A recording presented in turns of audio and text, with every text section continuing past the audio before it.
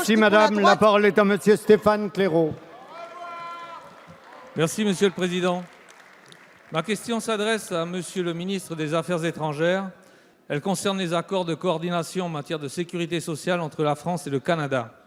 Monsieur le ministre, alors que la ratification du nouveau protocole d'entente entre le Québec et la France, qui répare enfin au passage l'oubli inexplicable de Saint-Pierre-et-Miquelon dans la précédente entente, est examinée par l'Assemblée nationale en commission aujourd'hui même, pouvez-vous nous préciser où en est la ratification du côté québécois et quand pouvons-nous espérer l'entrée en vigueur de ces dispositions tant attendues?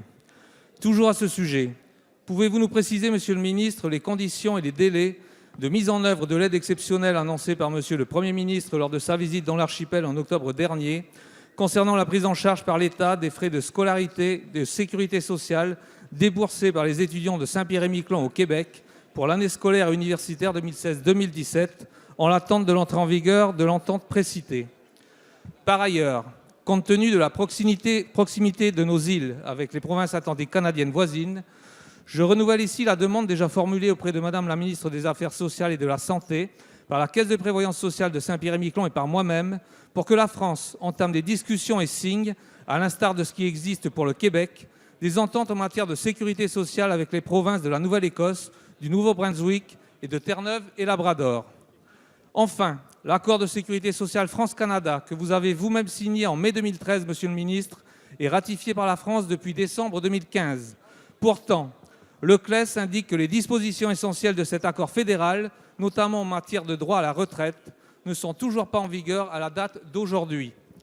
Qu'en est-il donc côté canadien et à quelle date nos compatriotes de France métropolitaine et d'outre-mer, concernés par cet accord, pourront bénéficier de ces avancées sociales importantes? Je vous remercie. Merci. La parole est à madame Ségolène Neuville, secrétaire d'État chargée des handicapés, de la lutte contre l'exclusion.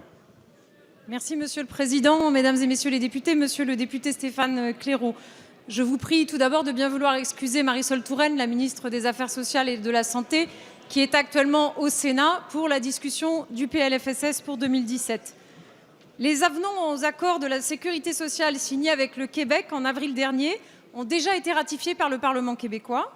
Le Conseil exécutif québécois attend la finalisation de notre procédure parlementaire pour nous notifier l'accomplissement de sa procédure nationale. Les dispositions de ces avenants entreront en vigueur 2 mois après l'échange de nos instruments de ratification.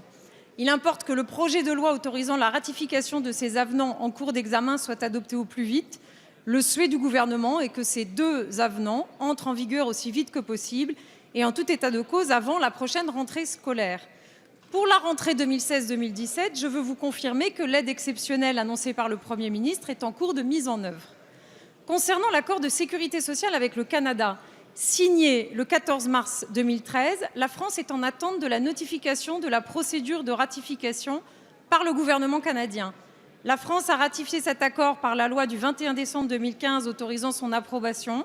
Les autorités françaises ont notifié aux autorités canadiennes le 21 janvier 2016 l'achèvement de la procédure interne requise pour l'entrée en vigueur de l'accord. La France reste donc dans l'attente de l'instrument d'approbation canadien. Cet accord entrera en vigueur 4 mois après l'échange de nos instruments de ratification.